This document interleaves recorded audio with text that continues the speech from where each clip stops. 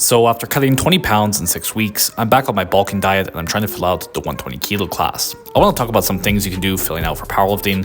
The first is bulking and cutting cycles, obviously. I did a whole video on that link below. Basics of bulking to build muscle, cutting as need be to stay lean, but I go over more details on how to do this more efficiently and some common mistakes to avoid.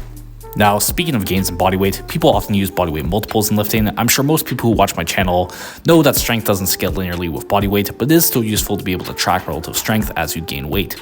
I recommend using dot score, best coefficient in my opinion, for comparing strength to body weight. You should see your dots increase as you gain weight. If it's going down, you may be gaining too much fat proportionally and either want to slow the rate of gain or even cut to lean out a bit. Now, the next thing to focus is proper hypertrophy work in a program. I'm as big of an SBD fanboy as it gets. I've done it nearly daily for 10 years, but I don't think they are the best for hypertrophy. Simply because they're more fatiguing. Not because I don't think you can build muscle from them. You don't need to strawman the extreme of this argument. But a lot of powerlifters would be better off if they dropped the ego they had attached to SBD and went for less fatiguing movements. You'll need to do high bar squats, close grip bench, and opposite stance deadlifts for high reps and the hypertrophy block.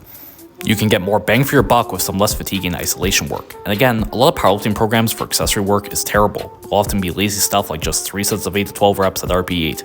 Now, would that work? Yeah, if done to true RP8, but many people aren't going to do true RP8. So I'm a fan of doing at least one set to failure. See where your intensity is really at, and it forces actual effort on your accessories. Not some phone-in work you skip half the time after doing your squat, bench, and deadlift.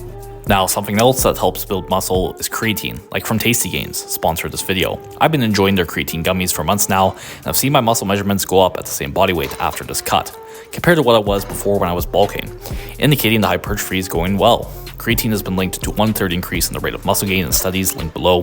They taste great and are third-party tested, so no risk of contaminants or false dosages. You can get some with the link in the description and pinned comment. Thank you to Tasty Gains.